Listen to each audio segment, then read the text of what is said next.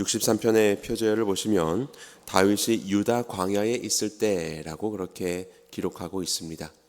사무엘하 15장을 보면 압살롬이 반역을 일으키게 되었을 때 다윗 왕이 신하들과 함께 기드론 시내 골짜기를 건너고 광야길로 향하였다라고 그렇게 표현되어 있습니다.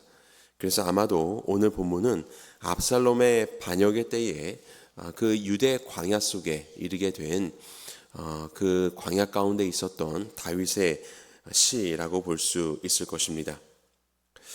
광야 가운데 있다면 우리에게 필요한 것이 무엇일까요?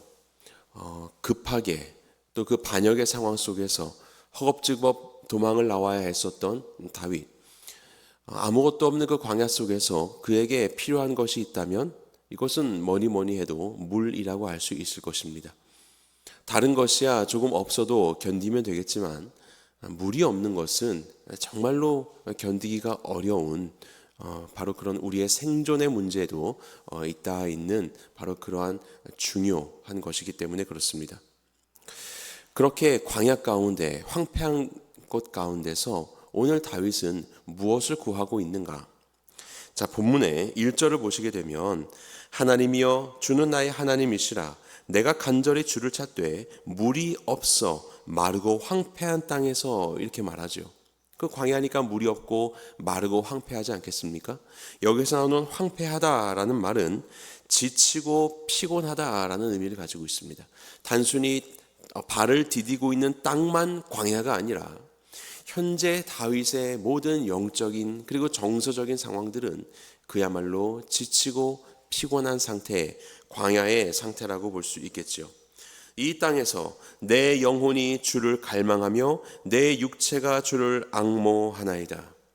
그 어려움 가운데 육체는 쉼이 필요할 것이요 광야 속에서 물이 필요할 터인데 육체가 무엇을 앙망한다고 합니까? 나의 영혼이 누구를 바라고 있다고 합니까? 하나님을 바라고 있다. 단순히 물을 얻기 위해서 갈증을 느끼는 것이 아니라 하나님을 더 찾고 하나님을 더 깊이 만나기 위하여서 하나님에 대한 갈망을 가지고 있는 그러한 다윗의 고백이 오늘 시편의 고백입니다. 그렇게 하나님을 찾았던 다윗은 하나님을 찬양하게 됩니다. 본문의 3절과 7절과 11절을 보면 하나님을 찬양하고 즐거워하고 있는 광야 속에서 황폐한 광야 속에서 하나님을 찬양하고 있는 다윗의 모습을 우리에게 보여주고 있습니다. 도대체 다윗은 어떻게 이런 광야 가운데서 하나님을 갈망하게 되었고 그리고 그 하나님을 찬양할 수 있는 우리의 신앙의 모범을 보여주고 있는가? 찬양의 이유를 오늘 본문을 통하여서 세 가지로 살펴보고자 합니다. 자, 첫 번째, 다윗이 광야 가운데서 찬양할 수 있었던 이유는 주의 인자하심이 생명보다 낫기 때문입니다. 본문의 3절 여러분들 성경책으로 같이 읽겠습니다. 시작. 주의 인자하심이 생명보다 나음으로 내 입술이 주를 찬양할 것이라. 물이 부족하면 생명이 위험해집니다. 단순히 보기에는 푸석푸석한 것 같기도 하고 그냥 메말라 있는 것 같은 그런 우리의 육체이지만 사실 우리의 몸은 70%의 물로 이루어져 있다라고 그렇게 이야기를 하죠. 70%나 물입니다. 그러니까 다 물 덩어리들이나 마찬가지인 거예요. 이 물이 없으면 우리는 살아갈 수가 없는 것입니다. 겉보기에는 그렇게 안 보여도요. 그것처럼 사람은 이 땅에 육신을 가지고 살아가는 존재이지만 사실 사람에게는 영혼이 있습니다. 사람은 영적인 존재입니다.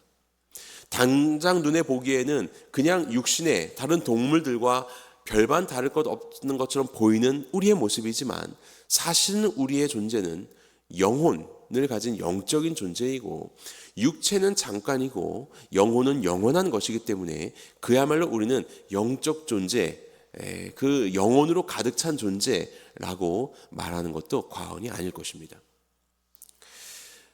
우리는 영적 존재이기 때문에 생명을 가지고 있습니다.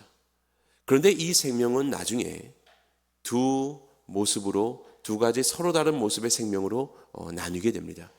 하나는 하나님과 함께하는 영원한 하나님 나라의 복락을 누리는 영생의 삶을 사는 영혼이 될 수 있고 또 하나의 영혼은 하나님의 진노하심 속에서 고통과 아픔의 지옥불 가운데 영원히 살아야 하는 바로 그러한 영생을 살아가게 되는 것입니다.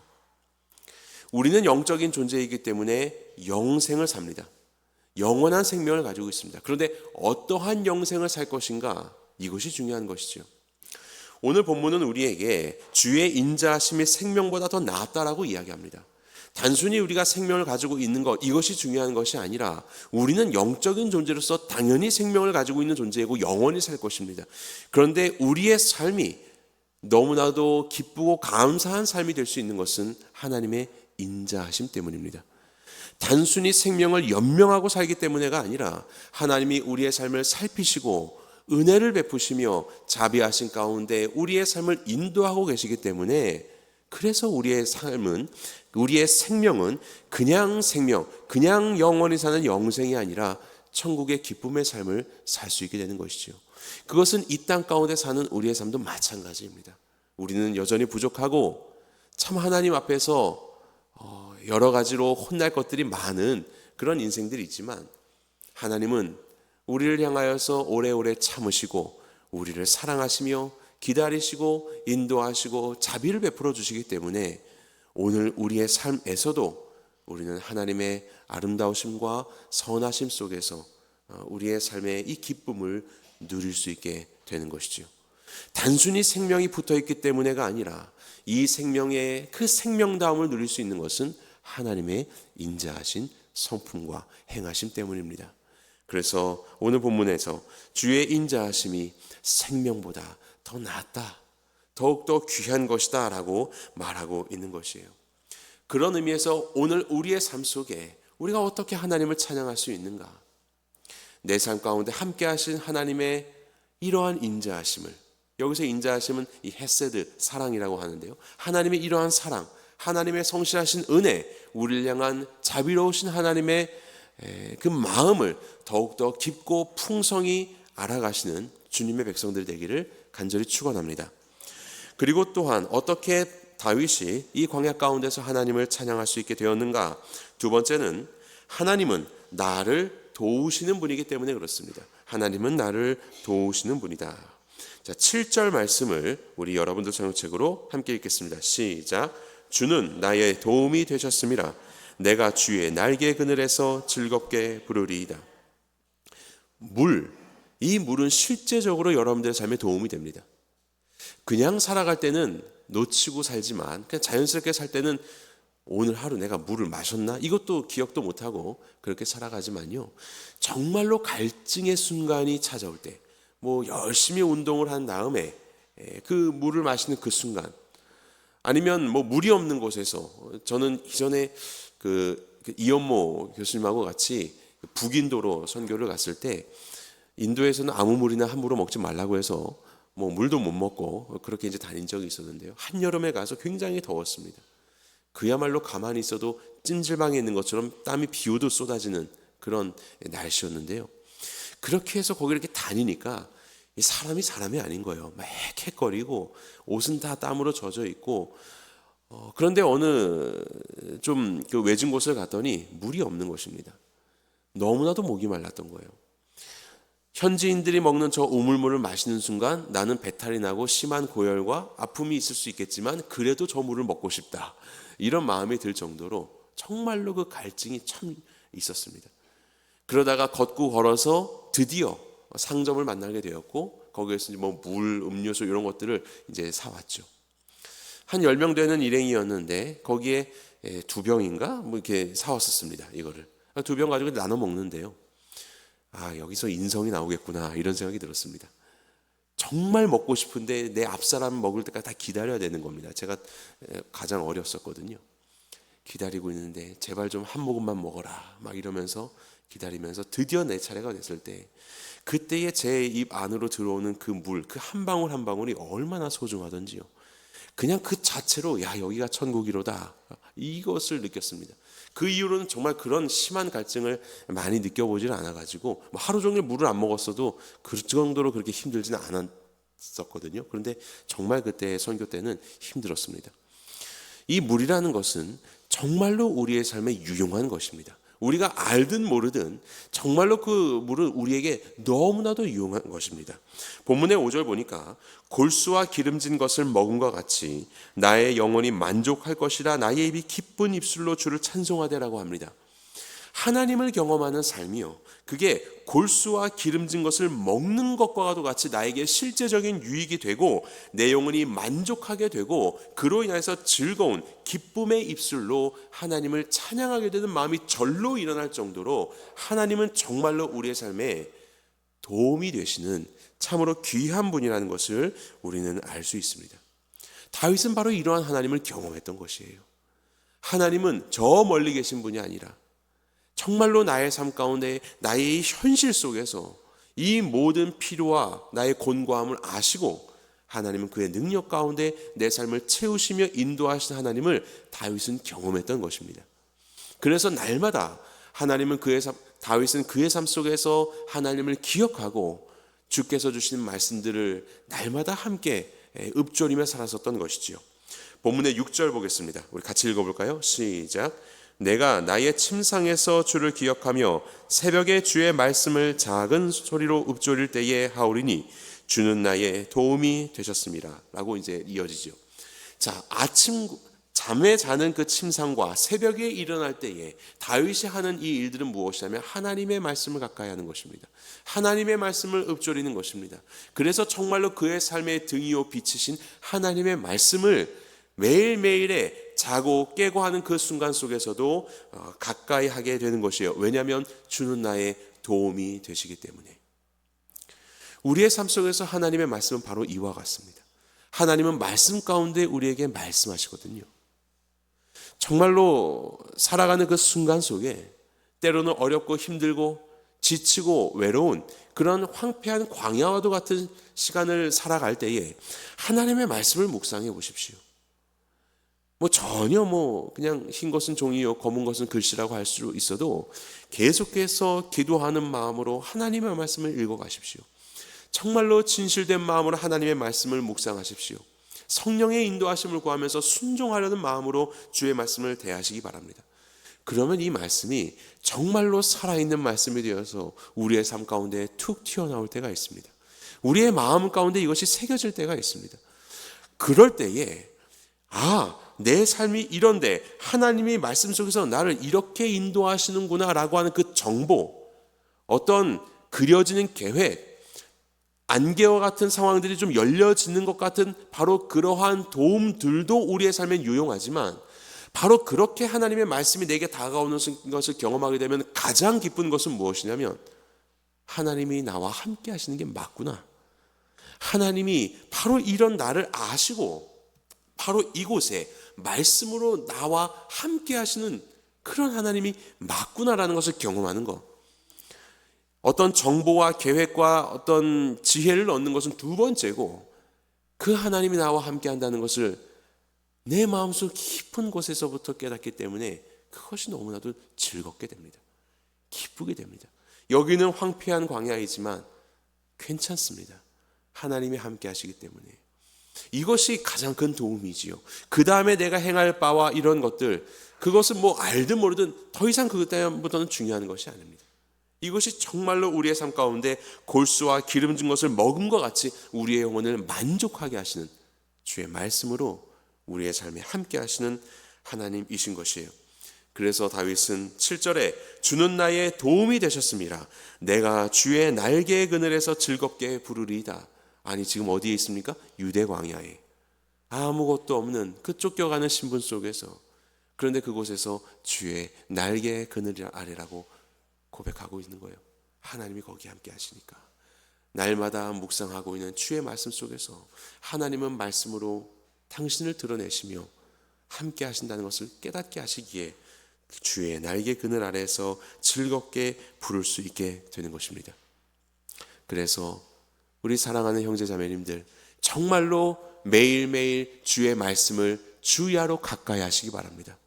말씀을 가까이 하는 삶 속에서 살아계신 하나님을 경험하시는 복을 누리게 되기를 주님의 이름으로 간절히 축원합니다. 세 번째로 광야 가운데 어떻게 다윗은 이토록 찬양할 수 있었는가? 세 번째로 하나님은 악인을 멸하시는 분이시기 때문에 그렇습니다. 하나님은 악인을 멸하시는 분이기 때문에. 자, 본문의 8절로 10절까지를 함께 읽겠습니다. 시작. 나의 영혼이 주를 가까이 따르니 주의 오른손이 나를 붙드시거니와 나의 영혼을 찾아 멸하려 하는 그들은 땅 깊은 곳에 들어가며 칼의 세력에 넘겨져 승냥이의 먹이가 되리이다. 물이라는 것이 사실 우리의 이 많은 존재를 이루고 있고 매우 중요한 것이며 실제로 우리의 삶에 매우 유용한 도움을 주는 것이지요. 근데 세 번째로 살펴볼 물은 어떠한 유익함이 우리에게 있냐면요, 물은 우리에게 면역력을 제공합니다. 물이 없으면 우리가 탈수 상태에 이르게 되고 물의 섭취가 부족하게 되면 면역력이 떨어지게 됩니다. 물이 없으면 피가 원활하게 돌아가지가 않죠. 그러다 보면 어떠한 병원체들이 찾아오게 되었을 때에 면역 세포들이 제 원래의 활동대로 그렇게 이동을 하며 제 역할을 할 수가 없습니다. 물이 부족하다 보니까 그런 거예요. 또 물이 부족하면요, 입술도 마르고 점막이 마릅니다. 막 바싹바싹 마르죠. 물이 부족하니까요.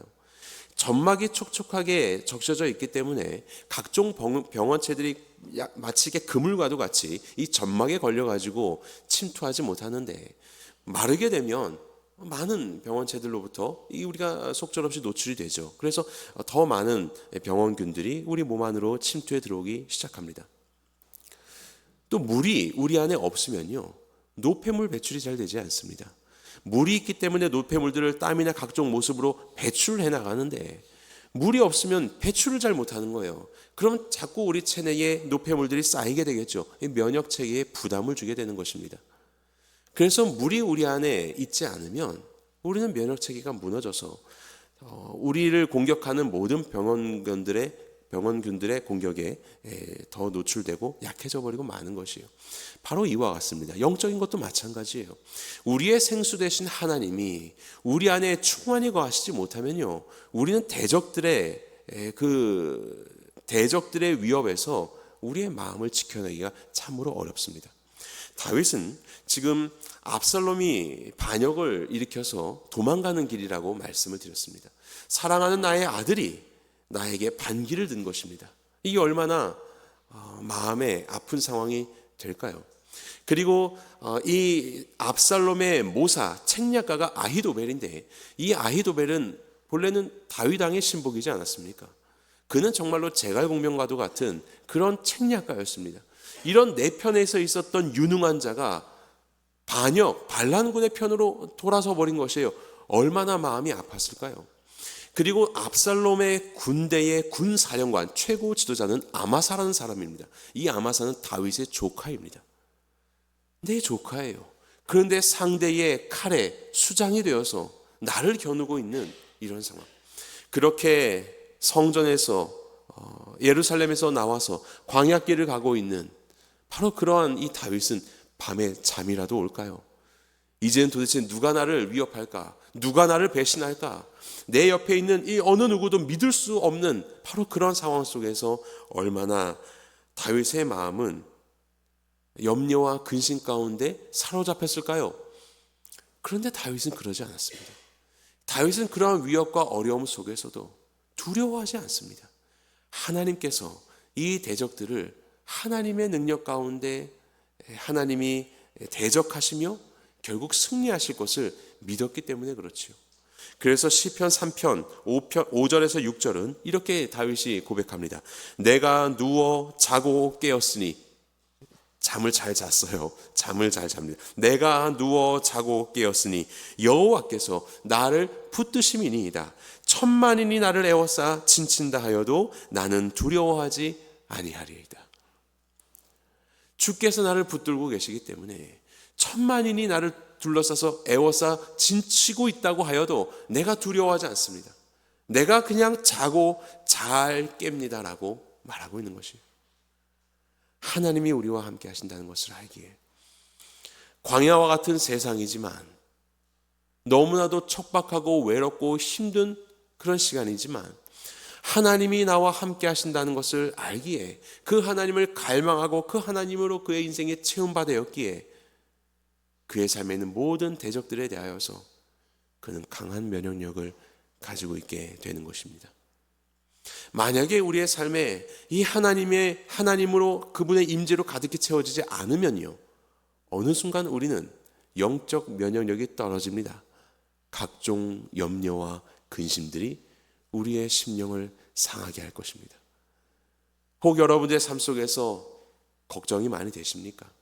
밤잠도 안 오시고 도대체 어떻게 믿을 놈 하나도 없어, 내일 일을 알지 못하는 두려움이 우리의 마음에 엄습하며 점점 내 안에서 나의 심령을 상하게 합니까? 이것은 그러한 것들이 문제가 아니라 내 안에 하나님의 자리가 너무나도 적다는 것이 문제입니다. 하나님으로 채울 때 염려와 걱정과 근심은 자리할 곳이 없게 되는 것이에요. 도대체 다윗은 어떻게 이 광야와 같은 세상 속에서 이러한 하나님을 그렇게 찬양할 수 있었을까? 그래서 목마른 그런 상황 속에서 하나님을 갈망하고 있고 그의 육체마저도 하나님을 앙망하는 바로 그런 존재로 그렇게 또 하나님을 찬양하는 이 놀라운 신앙의 위인이 될 수 있었을까? 바로 그것의 비결을 2절은 우리에게 이렇게 말합니다. 자, 우리 성경책 2절 같이 보겠습니다. 시작. 내가 주의 권능과 영광을 보기 위하여 이와 같이 성소에서 주를 바라보았나이다. 다윗은요, 이미 성소에서 예루살렘에 있을 때부터 하나님의 권능과 영광을 보았던 자였어요. 그는 왕으로서 다스리는 모든 순간 속에서 힘든 일이 있었을 것입니다. 외로운 일들이 있었을 것입니다. 그때마다 주의 성수 앞에 예배하는 자가 되었고, 그는 그렇게 주님을 만나고 예배할 때마다 주의 권능과 영광을 맛본 자가 되었던 것이에요. 바로 그러한 영적인 경험이 그에겐 자산이 되었기 때문에 이러한 광야와 같은 곳에서, 거긴 더 이상 성소도 없고 제사를 드릴 수 있는 제사장도 없지만 바로 그곳에 나와 함께 하시는 하나님을 알고 그 하나님을 찾고 부르짖고 만나고 의지할 수 있게 된 것입니다. 이것은 다른 것에서 오는 것이 아니라 하나님을 향한 경험이 그 안에 있었기 때문에, 성소에서의 경험이 있었기 때문에 광야에서도 성소에서와의 삶과 같이 그는 동일하게 살아갈 수 있었던 것이에요. 이것이 바로 다윗의 영적인 비결이었습니다.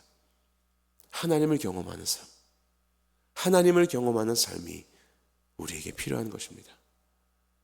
어떻게 하나님을 경험할 수 있을까요? 하나님은 우리에게 말씀을 주셨고 그 말씀 가운데 역사하시는 하나님이십니다. 정말로 하나님의 말씀을 진실한 마음으로 대하며 주께서 주시는 말씀 가운데 순종하려는 마음을 가지고 주의 말씀을 대하며 살아갈 때 하나님은 우리에게 말씀하실 것입니다. 때로는 결단이 필요할 때가 있을 것입니다. 어려운 순종을 해야 될 때가 있을지도 모르겠습니다. 하지만 하나님의 말씀 속에서 우리가 하나 둘씩 생각나고 내게 깨닫게 하시는 것들을 순종하며 살아갈 때에 우리는 바로 그 지점에서 나와 함께 하시는 하나님을 경험하게 되는 것입니다. 순종 없으면 경험도 없어요. 그 하나님을 경험하고 경험하는 바로 그것이 우리에게는 이 성소에서의 하나님의 권능과 영광을 보았던 다윗과도 같은 영적인 자산을 갖게 되는 일이에요. 이럴 때에 우리가 우리의 인생 가운데 황폐한 광야를 만나게 되더라도 흔들리지 않을 수 있는 것입니다. 바로 그것이 다윗이 가지고 있었던 영적인 비결이에요. 그래서 히브리서는 우리에게 이와 같이 말합니다. 같이 읽어보겠습니다. 시작.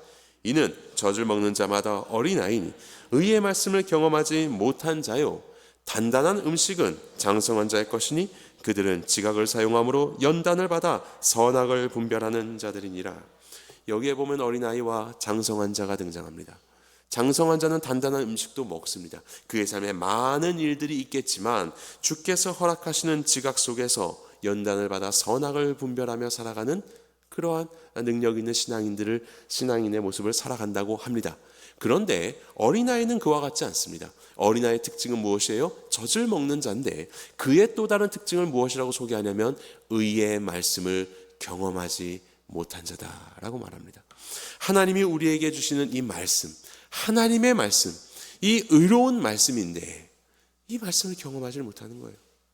오랫동안 신앙생활을 하지만 정말로 이 말씀이 내게 주신 말씀이요, 하나님이 나와 함께 하시는구나라는 것을 말씀 가운데서 경험하지 못하고 그냥 살아가는 거예요. 그는 어린아이라고 이야기합니다. 그는 단단한 것을 먹을 수가 없습니다. 내 삶에 있는 각종 여러 가지 상황 속에서 이리 치우고 저리 치며 분별하지 못하고 두려움 가운데 살아갈 수밖에 없는 것이 어린아이입니다. 누가 어린아이라고요? 의의 말씀을 경험하지 못한 사람들. 그래서 우리는 무엇이 필요합니까? 주의 말씀을 경험해야 되는 것이에요. 그래서 다윗이 오늘 본문에 나의 하나님이라고 부르는 것처럼 정말로 나의 하나님을 우리는 만나야 되는 것입니다. 어떻게 만날 수 있을까요? 무슨 비법이 있습니까? 아니요, 그런 건 없습니다. 그저 주께서 나를 만나고자 하시는 그 매개체로 주신 하나님의 말씀을 다윗이 그랬던 것처럼 침상에서 새벽에 깰 때에 주야로 읊조리며 말씀을 가까이 하며 하나님 앞에 순전한 마음으로 나아갈 때, 그리고 말씀 가운데 순종하는 삶으로 주 앞에 응답할 때 하나님은 그렇게 우리의 삶 가운데 만나 주실 것입니다. 이 만남이 있을 때에 우리는 의의 말씀을 경험한 자로서 우리는 성숙한 신앙인이 될 것이에요. 그래서 예수님은 오늘날 우리에게 이렇게 말씀하십니다. 우리 37절과 38절 함께 읽겠습니다. 시작. 명절 끝날 곧 큰 날에 예수께서 서서 외쳐 이르시되 누구든지 목마르거든 내게로 와서 마시라. 나를 믿는 자는 성경의 이름과 같이 그 배에서 생수의 강이 흘러나오리라 하시니. 아멘. 우리의 인생 가운데 목마른 상황, 광야에 있는 상황, 지치고 피곤하고 힘들어져서 정말로 마르고 황폐한 그런 인생의 길을 걷고 있을 때에, 저마다 그런 삶을 살아가고 있을 때에 이것이 누구의 잘못이든 나의 연약함 때문이든 바로 그러한 걸음을 걷고 있을 때에 주님이 우리에게 말씀하고 계시는 거예요. 누구든지 목마르거든 내게로 와서 마시라라고요. 누구든지 어떠한 자격도 없습니다. 네가 삶이 어떠한지, 네가 어떠한 연약함이 있든지 아무 상관없이 내가 목마르냐, 나에게 와라. 나에게 와라. 내게 와서 마셔라. 내게 와서 마시는 자는 이미 하나님의 말씀에 성경의 이름과 같이 그 배에서 생수의 강이 흘러넘치게 될 것이다 라고 말씀하고 계시는 거예요. 광야와 같은 우리의 삶을 지나가고 있을 때 우리는 그래서 주님 앞에 더욱더 나아가야 되는 것이에요. 오늘도 나를 부르시고 계시는, 너무나도 부족하고 연약하고 주 앞에 나아가기에 참으로 창피한 모습일 수 있지만 누구든지 목마르거든 내게로 와서 마셔라 라고 말씀하시는 예수 그리스도의 음성에 순종하여 주 앞에 나아가는 것, 주님을 찾고 주님을 의지하며 주님을 갈망하는 삶을 사는 것, 그렇게 우리가 오늘도 주님과 함께하는 삶 속에 주께서는 이미 성경 말씀에 말씀하신 것과 같이 성경의 이름과 같이 우리의 배에서 생수의 강이 흘러넘치게 되는, 그래서 그 물들로 인하여 나의 가람을 채울 뿐만이 아니라 나에게서 흘러나오는 생수의 강으로 인하여서 또 다른 광야의 길을 걷고 있는 수많은 우리의 지체들에게 우리의 생수가 되시는 하나님의 말씀으로 그들을 위로하고 격려하며 함께하며 세워줄 수 있는 삶, 바로 그러한 삶을 우리는 살아갈 수 있게 되는 것입니다. 나를 살리고 우리의 이웃들을 살리는 이 귀중한 삶 가운데 하나님은 오늘도 우리를 초청하고 계십니다. 우리의 영혼의 가람, 우리의 육신의 가람, 우리의 생수가 되시는 예수 그리스도 앞에 나아가십시오. 주님을 경험하십시오. 하나님을 만나십시오. 바로 그 복을 누리시는 주의 자녀들이 되시기를 예수님의 이름으로 간절히 축원합니다.